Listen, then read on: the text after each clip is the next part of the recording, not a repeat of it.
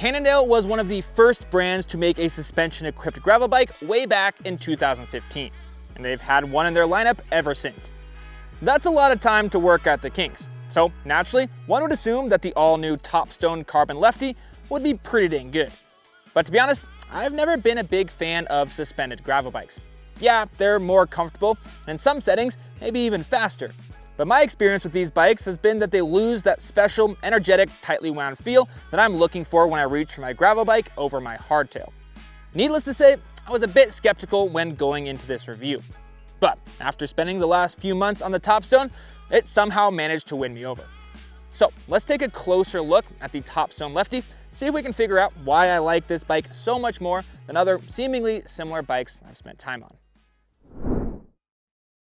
At the heart of the bike is the fully redesigned Topstone frame, which uses Cannondale's signature Kingpin suspension. The Kingpin essentially splits the difference between a pivotless flex-stay design and a shock-actuated one. The Kingpin itself is essentially a single through-axle pivot that connects the seat stays to the front triangle. This, paired with engineered flex stones in the carbon seat stays and chain stays, provides around 10 millimeters of travel at the rear axle and 30 millimeters at the saddle, all without a shock or complex linkage. 10 millimeters might not sound like much, but it's definitely noticeable when you're out riding it. To be honest, it's probably the most compliant flex-stay gravel bike I've ever ridden, all without really any weight penalty. And this is probably the first feature that made me fall in love. You sort of get the best of both worlds between a fully rigid frame and a heavier elastomer shock-actuated one. But there are some downsides. The biggest of these being the fact that there's no damper, which means that you can't lock it out and there's no way that you can adjust the system to make it more or less compliant. Now, Cannondale does say that they've tuned the compliance per frame size to fit, whatever that average weight is for a given frame, but if you fall far outside that, you might get a different experience. For me though, it felt like the Kingpin hit that perfect sweet spot. Features on the rest of the frame are all relatively straightforward. You get a BSA bottom bracket, fully internal cable routing, including that for a dropper post, and generous 52 millimeter tire clearance. There's also ample storage options built into the frame, including 4 pairs of mounts in the front triangle, a down tube storage compartment, and even rack and fender compatibility. For 2025, Cannondale has stuck with their out front geometry concept, which pairs slacker head tube angles, in this case 70.7 degrees, with a longer 55mm offset. This gets the front wheel far enough in front of you to increase stability on steeper, rougher descents without sacrificing agility and responsiveness at lower speeds. Another thing that makes the Topstone relatively different than a lot of other gravel bikes is that it's pretty dang short reach and high stack height. This puts you in a more upright position. It'd be more akin to what you'd expect on a mountain bike than a road bike. For example, my 58mm frame has a 615mm stack height and reach of 389mm. This is paired with a relatively slack 73-degree seat tube angle to keep things from feeling overly cramped while seated. The back end is nice and short too, just 420mm across all sizes, which makes the wheelbase of my 58cm frame 1050mm. I'll talk more about it later in the video, but to summarize real quick now, I did really like that combination of shorter front and rear triangles with a slacker head tube angle. It kept the bike feeling fast and agile on less technical terrain, but still plenty confidence inspiring should you choose to take the bike on some gnarlier single track. Now though, let's go ahead and talk about the components that came on this $6,999 Cannondale Topstone Carbon Lefty 1 axis, or something like that. And of course, the first thing we have to talk about is the wild fork. The Lefty Oliver delivers 40mm of travel and has a pretty wide range of usable rebound adjustment. And unlike the Kingpin in the rear, it can be fully locked out. But there are some drawbacks.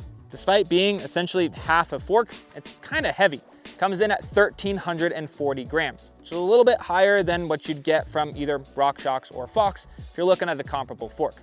It also uses a proprietary front hub, making it a bit trickier to run a second wheel set or find a replacement in a pinch. But as far as real-world performance goes, I had zero complaints.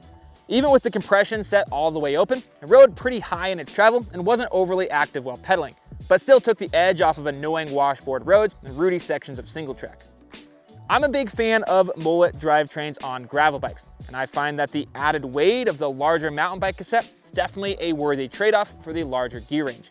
And unsurprisingly, I had zero complaints with the Rival and GXT type group set found here. In terms of wheels and tires, you get Reserve's deep section 40/44 wheels wrapped in 44C WTB Radler tires. I'm personally in the camp that gravel bikes don't need aero wheels, but hey, if you're in Team Go Fast, then I'm sure these will suit the build. Now, one thing I am a fan of are the WTB Radlers. I've ridden this tire on a few bikes now and find it provides plenty of grip on packed and moderately loose terrain while still keeping rolling resistance relatively low. In terms of touch points, you get a 40cm Easton EA70AX bar mounted to an in-house Cannondale stem. I'll be honest that at this price point, I would have liked to see a carbon bar spec'd on the Topstone, but nonetheless, these got the job done. Another thing that I wouldn't mind being different is having it include a dropper post. In my opinion, it would have been a great fit for the type of performance the Topstone Lefty is capable of, but sadly, none of the builds come with a dropper from the factory. All in all, that puts the weight of my 58cm test bike at 21 pounds or 9.5 kilograms, which is pretty impressive for a full suspension gravel bike. But of course, it doesn't matter how light the bike is if it doesn't perform well. So let's move on to that next. Like any suspended gravel bike I've spent time on, the first thing I noticed on the Topstone Lefty was how well it ironed out washboard roads. The Kingpin allows the rear wheel to move more freely, delivering a smoother, more predictable response. But at the same time, it was never overly active. It never felt like it was sapping any pedaling effort or getting in the way of bike handling.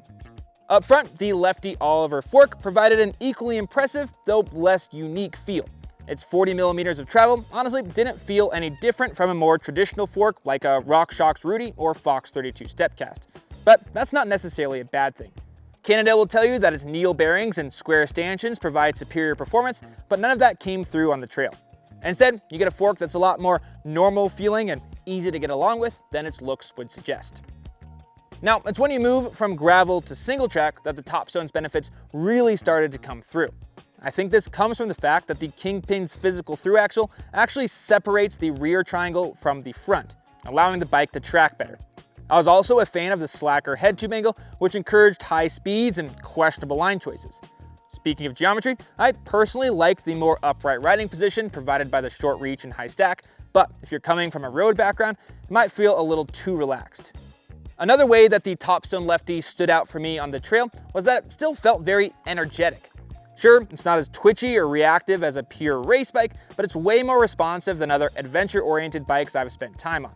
It's easy to get out of the saddle and hammer when you want to, and the bike responds with a surprising amount of snap and acceleration. And to me, this really feels like a great sweet spot. But enough gushing, because despite the fact that I really enjoyed the Topstone, it doesn't necessarily mean that it's going to be for everybody. So let's go ahead and compare it to two other gravel bikes that I've been fortunate enough to spend some time on over the last year or so. The first of which is the Lauf Segla, which up until trying the Topstone, I would have told you was my favorite gravel bike. The Segla Ultimate lists for $6,190, $800 less than the Topstone Lefty 1, but still blows it out of the water in terms of components. It gets a top-of-the-line build across the board, and of course, Lauf's grit fork. This keeps the weight of the Segla at just 18.6 pounds or 8.4 kilograms, 1.5 pounds less than the Cannondale. On the gravel, the lower weight and more aggressive geometry of the Segla definitely feels quicker, and while it is an impressively comfortable ride, it doesn't quite compare to the Topstone. It's a more race-oriented bike that's still comfortable and handles well, whereas the Topstone kind of takes the opposite approach. It's an adventure rig at its core, but with just about the same weight and efficiency as a racier option. Comparison number 2 takes us in the opposite direction, and that's to the BMC URS 013, which lists for $7,999, a full grand more than the Topstone I reviewed. For that, you get a higher-end Force XO T-Type group set, but otherwise relatively comparable components throughout. In terms of suspension, the BMC URS 01 uses an elastomer to separate the seat state from the front triangle, as well as an additional elastomer in the stem. This provided a very comfortable ride, but without the handling benefits I found on the Topstone. This was most noticeable at the front of the bike, where the Lefty Oliver fork was vastly superior to the MTT stem when navigating lower speed technical terrain.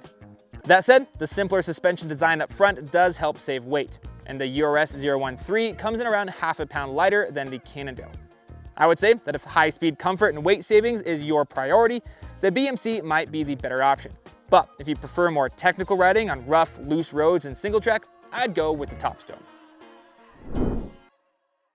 Every once in a while, I ride a bike that completely changes the way I feel about a given category of cycling. Happened to me first when I rode the Da Vinci E-Troy Lite. And yes, it happened once again with the Cannondale Topstone.